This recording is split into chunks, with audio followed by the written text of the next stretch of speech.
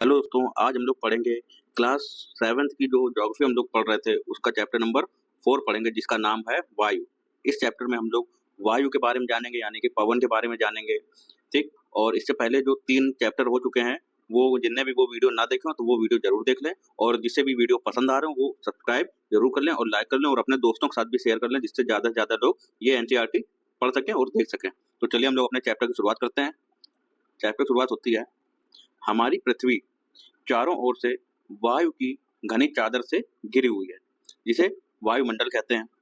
पृथ्वी पर सभी जीव जीवित रहने के लिए वायुमंडल पर निर्भर है। यह हमें सांस लेने के लिए वायु प्रदान करता है एवं सूर्य की किरणों के हानिकारक प्रभाव से हमारी रक्षा करता है।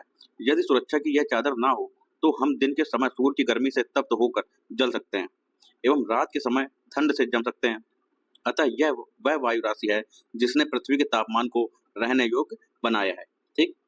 आगे हम लोग देखते हैं, क्या आप जानते हैं कार्बन डाइऑक्साइड वायुमंडल में फैलकर पृथ्वी से विकिरित ऊष्मा को पृथ्वी पर रोककर ग्रीन हाउस प्रभाव पैदा करती है। विकिरित मतलब जो पृथ्वी से जो ऊष्मा वापस जाती है, वापस जो लौटती है अपने वायुमंडल में, तो वो जो कार्बन डाइऑक्साइड है वो उसको रोक के रखती है, जिसकी वजह से जो ऊष्मा है वो बाहर ऊपर नहीं जा पाती है। ठीक। इसलिए इसे ग्रीन हाउस गैस भी कहते हैं। और इसके अभाव में धरती इतनी ठंडी हो जाती कि इस पर रहना असंभव होता अगर कार्बन डाइऑक्साइड ना होती तो।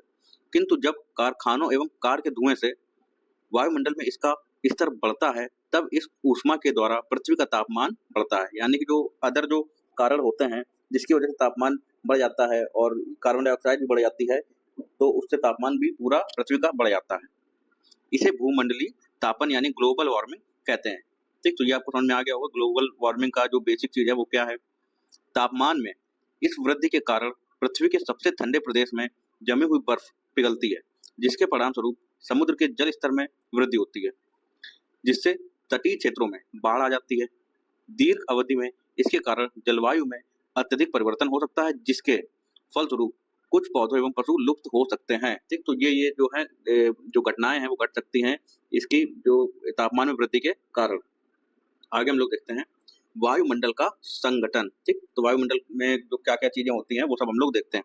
क्या आप जानते हैं कि जिस वायु का उपयोग हम सांस लेने के लिए करते हैं वास्तव में वह अनेक गैसों का मिश्रण होती है। नाइट्रोजन तथा ऑक्सीजन ऐसी 2 गैसें हैं जिनसे वायुमंडल का बड़ा भाग बना है। Carbon dioxide, helium, ozone, argon एवं हाइड्रोजन कम मात्रा में पाई जाती है, यानी सबसे ज्यादा क्या पाई जाती है, नाइट्रोजन और ऑक्सीजन, और कम मात्रा में carbon dioxide, helium, ozone, argon एवं हाइड्रोजन। इन गैसों के अलावा धूल के छोटे छोटे कण भी हवा में मौजूद होते हैं। अब ये हम लोग चित्र देखते हैं। इस चित्र में जैसे कि दिखाया गया है बहुत ही आसानी से, ताकि आपको समझ में आ जाएगा।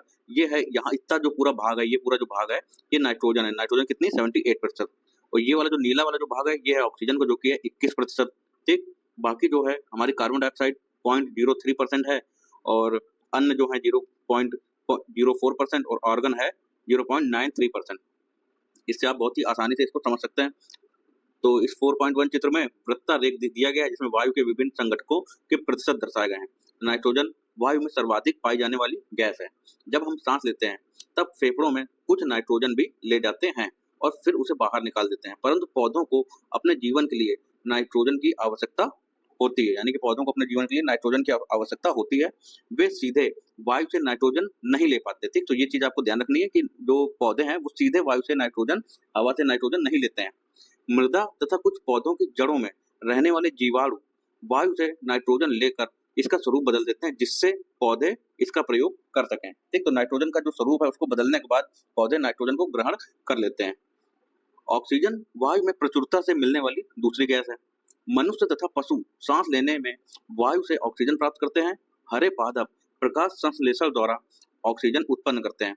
इस प्रकार वायु में ऑक्सीजन की मात्रा समान बनी रहती है। यदि हम वृक्ष काटते हैं तो यह संतुलन बिगड़ जाता है। ठीक।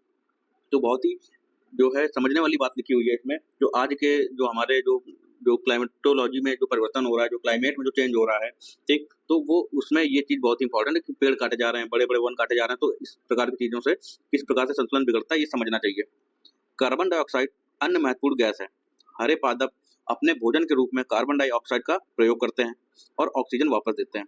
मनुष्य और पशु कार्बन डाइऑक्साइड बाहर निकालते हैं। मनुष्य तथा पशुओं द्वारा बाहर छोड़ी जाने वाली कार्बन डाइऑक्साइड की मात्रा पादपों द्वारा प्रयोग की जाने वाली गैस के बराबर होती है, जिससे यह संतुलन बना रहता है। परंतु यह संतुलन कोयला तथा खनिज तेल आदि ईंधनों के जलाने से गड़बड़ा जाता है। वे वायुमंडल में प्रतिवर्ष करोड़ों टन कार्बन डाइऑक्साइड की बढ़ोतरी करते हैं। परिणाम स्वरूप कार्बन डाइऑक्साइड का बढ़ा हुआ आयतन पृथ्वी पर मौसम तथा जलवायु को प्रभावित करता है। ठीक, तो यहाँ से आपको कॉन्सेप्ट समझने वाली चीज है कि किस प्रकार से जो पृथ्वी का जो जलवायु वो प्रभावित होता है। आगे हम लोग ये देखते हैं कि आप जानते हैं, जब वायु गर्म होती है तो फैलती है और हल्की होकर ऊपर उठती है। ठंडी वायु सघन और भारी होती है, इसलिए इसमें नीचे रहने की प्रवृत्ति होती है। गर्म वायु के ऊपर उठने पर आसपास के क्षेत्रों में ठंडी वायु रिक्त स्थान को भरने के लिए वहां आ जाती है। इस प्रकार वायु चक्र चलता रहता है। ठीक, तो ये बात आपको समझ में आ गई होगी। जैसे ही गर्म वायु ऊपर उठती है, वहां पे खाली स्पेस जो जगह बन जाती है, वहां पे ठंडी वायु आ जाती है वहां पे, ठीक, उसको भरने के लिए। ठीक, तो ऐसे होता है, यानी कि हाई प्रेशर से लो प्रेशर की तरफ जो है पवन बहती है, यानी कि जब गर्म पवनें ऊपर उठ के चली जाती हैं तो वहां पे बन जाता है लो प्रेशर, और सघन पवनें हाई प्रेशर से लो प्रेशर की तरफ जाती हैं। आगे देखते हैं, यहाँ पे कुछ अखबारों की कटिंग दी गई है, जिस प्रकार से ये दिया गया है।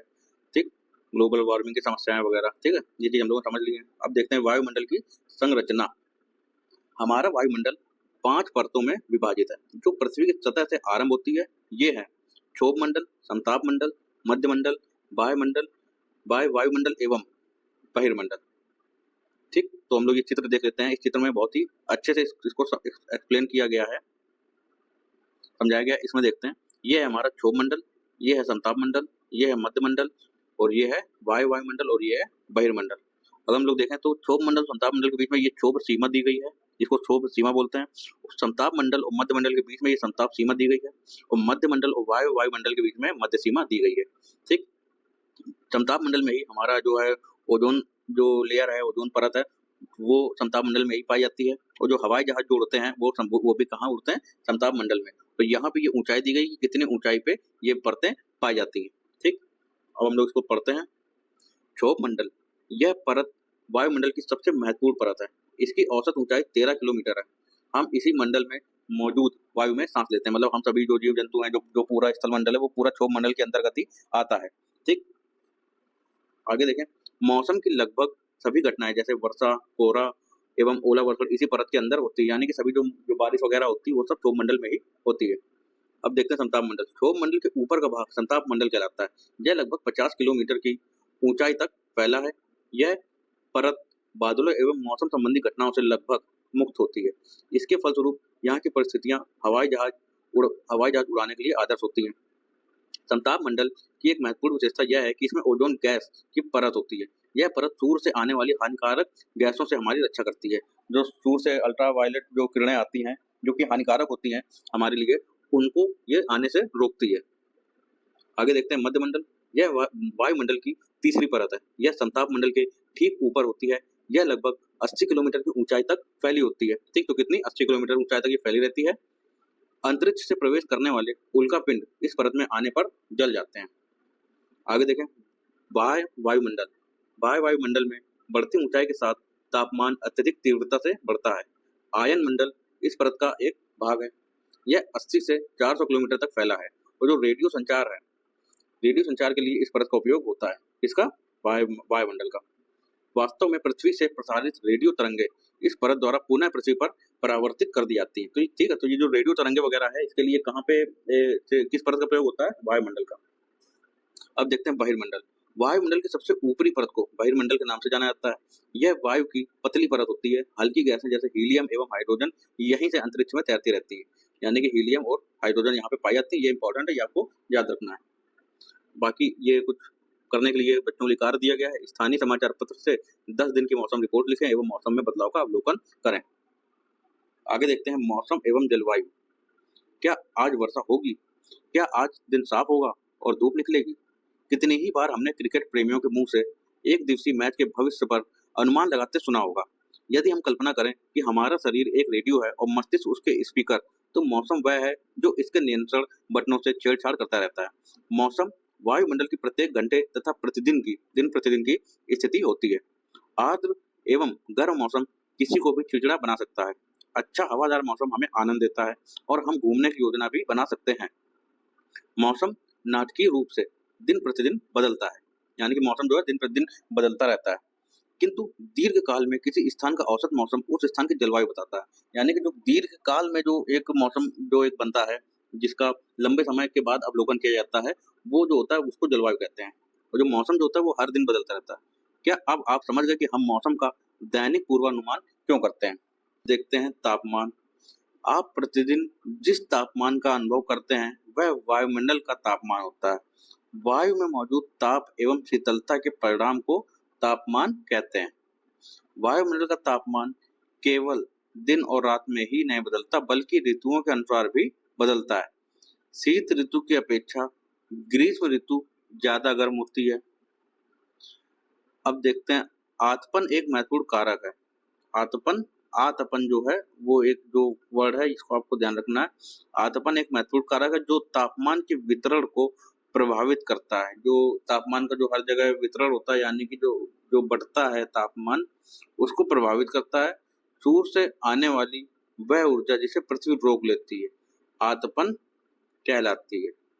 यानी कि पृथ्वी रोक लेती है और ऊर्जा जो है निकल नहीं पाती है, बट नहीं पाती हर जगह, उसी को आतपन कहते हैं। आतपन या सूर्यातप की मात्रा भूमध्य रेखा से ध्रुवों की ओर घटती है। ठीक, तो भूमध्य रेखा हम लोग पता है पृथ्वी के जो बीचों बीच जो रेखा है ये भूमध्य रेखा है, यहाँ पे है ध्रुव। ठीक, और यहाँ पे एक ध्रुव, तो यहाँ से यहाँ जाने पर जो उसकी जो सूर्यातप है वो उसकी जो मात्रा है वो घटती है। जब यहाँ से यहाँ जाएंगे ध्रुवों की तरफ तो वो घटेगी। ठीक, इसलिए तापमान उसी प्रकार घटता जाता है। अब इस चित्र को समझते हैं। ये वायुदाब मापी, इससे वायुदाब मापता है, जो कि जो जो एयर प्रेशर होता है उसको जो है मापता है ये। उसके बाद ताप मापी, इससे तापमान मापा जाता है। ठीक, ये वर्षा मापी, वर्षा की मात्रा मापता है। और ये है वात दिग्दर्शी, पवन की दिशा दर्शाता है। ये जिस तरफ ये मुड़ जाएगा उस तरफ से पवन की दिशा पता चल जाती है। आगे देखें, क्या आप समझ गए होंगे कि ध्रुव बर्फ से क्यों ढके हुए हैं? अब हम लोग समझ गए हैं कि जिस प्रकार से ध्रुव जितना दूर है सूरज से वहां पर रोशनी सूर्य की नहीं पहुंच पाती है, और ना ही गर्मी उतनी पड़ पाती है, ना ही सूर्य तक पहुंच पाता है, तो वहां पे बर्फ ज्यादा जम जाती है। यदि पृथ्वी का तापमान अत्यधिक बढ़ जाता है तो यह इतनी गर्म हो जाएगी कि यहाँ कुछ फसलें नहीं उग सकेंगी। गांवों की अपेक्षा नगरों का तापमान बहुत अधिक होता है। दिन के समय में ऐसा ऐसा फेल्ट से बनी सड़कें, ठीक, जिससे ऐसा फेल्ट से बनी सड़कें एवं धातु और कंक्रीट से बने भवन गर्म हो जाते हैं। रात के समय यह ऊष्मा मुक्त हो जाती है। नगर के भीड़ वाले ऊंचे भवन गर्म वायु को रोक लेते हैं, जिससे नगरों का तापमान बढ़ जाता है। ठीक, तो ये चीज भी आपको समझनी है। आगे देखते हैं, क्या आप जानते हैं तापमान को मापने की मानक इकाई डिग्री सेल्सियस है। इसका आविष्कार एंडर्स सेल्सियस ने किया था। ठीक, तो ये नाम आपको याद रखना है, एंडर्स सेल्सियस ने डिग्री सेल्सियस का आविष्कार किया था। सेल्सियस पैमाने पर जल 0 डिग्री सेल्सियस पर जमता है एवं 100 डिग्री सेल्सियस पर उबलता है। ठीक, तो ये चीजें आपको पता ही होंगी। आगे देखें, वायु दाब। यह जानकर आपको आश्चर्य होगा कि वायु हमारे शरीर पर उच्च दाब के साथ बल लगाती है, किंतु हम इसका अनुभव नहीं करते हैं। यह इसलिए होता है क्योंकि वायु का दाब हमारे ऊपर सभी दिशाओं से लगता है और हमारा शरीर विपरीत बल लगाता है। पृथ्वी की सतह पर वायु के भार द्वारा लगाया गया दाब वायु दाब कहलाता है। वायुमंडल में ऊपर की ओर जाने पर दाब तेजी से गिरने लगता है। समुद्र स्तर पर वायु दाब सर्वाधिक होता है और ऊंचाई पर जाने पर यह घटता जाता है। वायु दाब का क्षैतिज वितरण किसी स्थान पर उपस्थित वायु के ताप द्वारा प्रभावित होता है। अधिक तापमान वाले क्षेत्रों में वायु गर्म होकर ऊपर उठती है। यह निम्न दाब क्षेत्र बनाता है। निम्न दाब बादल युक्त आकाश एवं नम मौसम के साथ जुड़ा होता है। अब आगे ये पढ़ते हैं हम लोग। क्या आप जानते हैं कि चांद पर वायु नहीं है, अतएव वहां वायु दाब भी नहीं है। अंतरिक्ष यात्री जब चांद पर जाते हैं तो वे विशेष रूप से सुरक्षित हवा से भरी हुई अंतरिक्ष पोशाक पहनते हैं। यदि वे इस अंतरिक्ष पोशाक को ना पहने तो अंतरिक्ष यात्रियों के शरीर द्वारा विपरीत बल लगने के कारण उनकी रक्त शिराएं फट सकती हैं, जिससे अंतरिक्ष यात्री रक्त स्रावित हो सकते हैं। कम तापमान वाले क्षेत्रों की वायु ठंडी होती है, इसके फलस्वरूप यह भारी होती है। भारी वायु निमज्जित होकर उच्च दाब क्षेत्र बनाती है। उच्च दाब के कारण स्पष्ट एवं स्वच्छ आकाश होता है। वायु सदैव उच्च दाब क्षेत्र से निम्न दाब क्षेत्र की ओर गमन करती है, जैसे कि हमने अभी आपको ऊपर बताया, हाई प्रेशर से लो प्रेशर की तरफ जाती है। अब देखते हैं पवन के बारे में। उच्च दाब क्षेत्र से निम्न दाब क्षेत्र की ओर वायु की गति को पवन कहते हैं। ठीक, आप पवन को काम करते देख सकते हैं। जब यह सड़क पर गिरी पत्तियों को उड़ाती या तूफान के समय पेड़ों को उखाड़ देती। कभी कभी जब पवन धीरे बहती है तो आप इसे महीन धूल या धुएं को उड़ाते देख सकते हैं। कभी कभी पवन इतनी तेज होती है कि इसके विपरीत दिशा में चलना कठिन हो जाता है। आपने अवश्य अनुभव किया होगा कि तेज पवन में छाता लेकर चलना आसान नहीं है। 3 अन्य उदाहरण सोचिए जब तेज पवन के कारण आपके लिए समस्या उत्पन्न हुई हो। पवन को मुख्यतः 3 प्रकारों में विभाजित किया जा सकता है। आगे देखते हैं ये क्या आप जानते हैं। पवन का नाम उसके आने की दिशा के आधार पर निर्धारित होता है। उदाहरण के लिए पश्चिम से आने वाली पवन को पश्चिमी यानी कि पछुआ पवन कहते हैं। तो ये आपको पता चल गया कि जो पवन का जो नाम है, जो पछुआ है और भी कई प्रकार के नाम है, उनका वो किस दिशा से आती हैं उसके आधार पर उनका नाम पड़ता है। ठीक, तो ये चीज आपको ध्यान रखनी है। आगे देखते हैं स्थानीय पवन। जो प्रकार हैं पवनों के उनमें से एक है स्थायी पवनें, जो कि व्यापारिक पश्चिमी एवं पूर्वी पवनें स्थायी पवनें हैं। ये वर्ष भर लगातार निश्चित दिशा में चलती हैं। ठीक, तो निश्चित दिशा में चलती है इसलिए इनको स्थायी पवनें कहते हैं। कैसी? व्यापारिक पश्चिमी एवं पूर्वी पवनें स्थायी पवनें।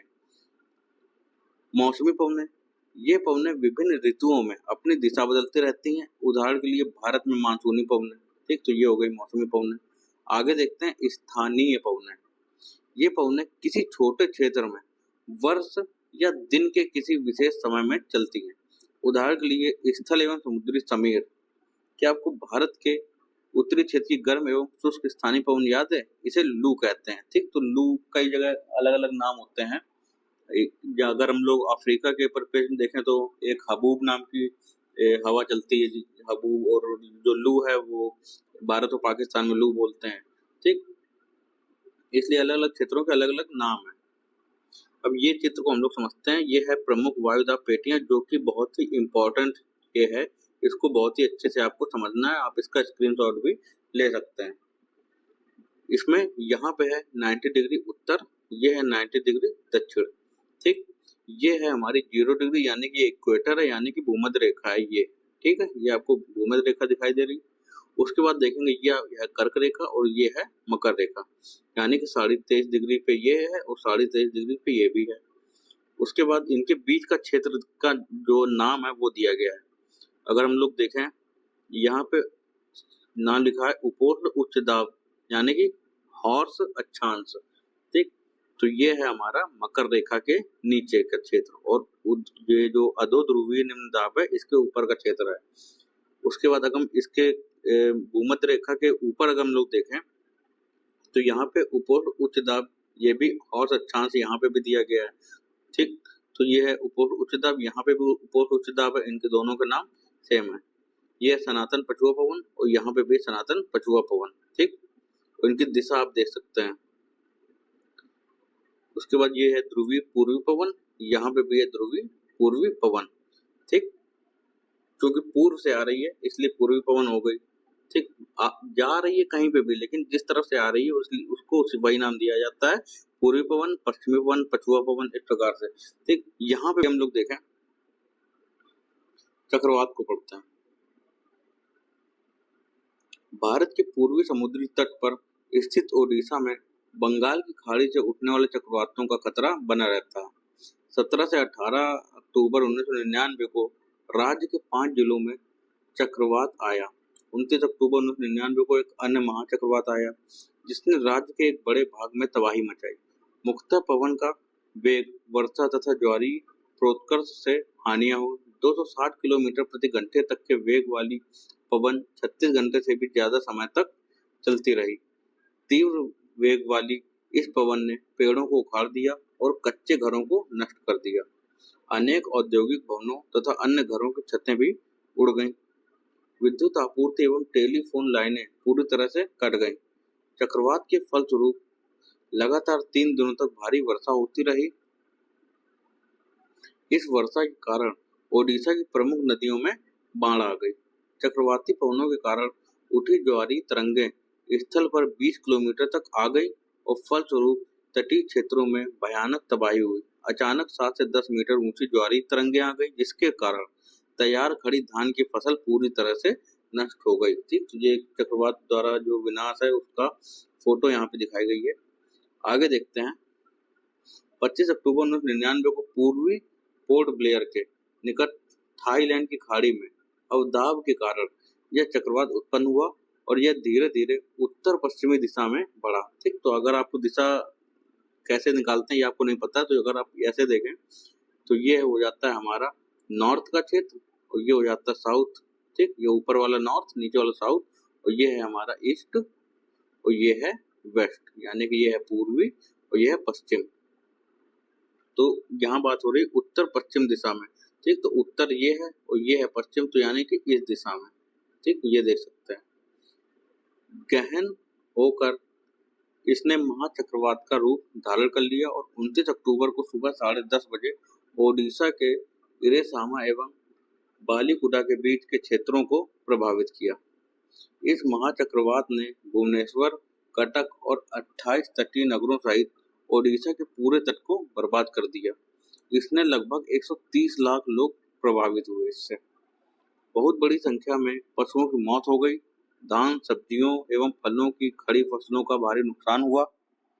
ज्वारी प्रोत्कर्ष से उत्पन्न हुई लवणता के कारण कृषि योग्य विशाल भू क्षेत्र अनुपजाऊ हो गए।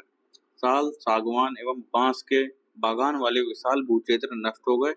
पारादीप एवं कोणार्क के बीच स्थित मैंग्रोव के जंगल लुप्त ही हो गए। आगे देखें। आर्द्रता। जब जल पृथ्वी एवं विभिन्न जलाशयों से वाष्पित होता है तो यह जलवाष्प बन जाता है। वायु में किसी भी समय जलवाष्प की मात्रा को आर्द्रता कहते हैं। जब वायु में जलवाष्प की मात्रा अत्यधिक होती है तो उसे हम आर्द्र दिन कहते हैं। जैसे जैसे वायु गर्म होती जाती है इसकी जलवाष्प धारण करने की क्षमता बढ़ती जाती है और इस प्रकार यह और अधिक आर्द्र हो जाती है। आर्द्र दिन में कपड़े सूखने में काफी समय लगता है एवं हमारे शरीर से पसीना आसानी से नहीं सूखता और हम असहज महसूस करते हैं। जब जलवाष्प ऊपर उठता है तो यह ठंडा होना शुरू हो जाता है। जलवाष्प संघनित होकर ठंडा होकर जल की बूंद बनाते हैं। बादल इन्हीं जल बूंदों का ही एक समूह होता है। जब जल की ये बूंदें इतनी भारी हो जाती हैं कि वायु में तैर ना सके तब ये वर्षण के रूप में नीचे आ जाती हैं। आकाश में उड़ते हुए जेट हवाई जहाज अपने पीछे सफेद पथ चिन्ह छोड़ते हैं। इनके इंजनों से निकली नमी संघनित हो जाती है। वायु के गतिमान न रहने की स्थिति में यह संघनित नमी कुछ देर तक पथ के रूप में दिखाई देती है। पृथ्वी पर जल के रूप में गिरने वाला वर्षण वर्षा कहलाता है। ज्यादातर भौम जल वर्षा जल से ही प्राप्त होता है। भौम जल मतलब जो भूमि के अंदर जो जल मौजूद है वो वर्षा जल से ही प्राप्त होता है। पौधे जल संरक्षण में मदद करते हैं। जब पहाड़ी पार्श्वों से पेड़ काटे जाते हैं वर्षा जल अनावृत पहाड़ों से नीचे बहता है एवं निचले इलाकों में बाढ़ का कारण बनता है। क्रियाविधि आधार पर वर्षा के 3 प्रकार होते हैं: संवहनी वर्षा, पर्वतीय वर्षा एवं चक्रवाती वर्षा। ये हम लोग देख लेते हैं। ये है चक्रवाती वर्षा। ठीक, ये गर्म वायु ऊपर गई, ये ठंडी वायु का तुरंत आना हुआ और साथ में बारिश भी हो गई, तो ये हो गई चक्रवाती वर्षा। ये हो गई आर्द्र वर्षा। आर्द्र वायु जो कि ऊपर उठते हुए गई और यहाँ पे बादल बना दिया और ये यहाँ पे बारिश करा दी। ठीक, ये हो गई पर्वतीय वर्षा। ठीक, उसके बाद ये है संवहनी वर्षा, जो आराम से गर्मी से जो चीजें वायु ऊपर उठी और जो जलवाष्प ऊपर उठ के बादल बन गया और वहां पे वर्षा डायरेक्ट करा दी तो ये हो गई हमारी संवहनी वर्षा। ठीक, आगे देखते हैं। पौधों तथा जीव जंतुओं के जीवित रहने के लिए वर्षा बहुत महत्वपूर्ण है। इससे धरातल को ताजा जल प्रदान होता है। यदि वर्षा कम हो तो जल की कमी तथा सूखा हो जाता है। इसके विपरीत अगर वर्षा अधिक होती है तो बाढ़ आ जाती है। क्या आप जानते हैं वर्षण के दूसरे रूप हिम, सहिम, वृष्टि तथा ओला है। ठीक, हिम, सहिम, वृष्टि और ओला ये हैं वर्षण के दूसरे रूप। जैसे कि ओला बर्फ के गोले के रूप में बारिश होती है कभी कभी, वो चीज यहाँ पे बताई गई है। तो ये वाला चैप्टर जो चैप्टर नंबर 4 है ये भी हमने कंप्लीट कर लिया है और बहुत ही अच्छे से आपको समझ में आ गया होगा।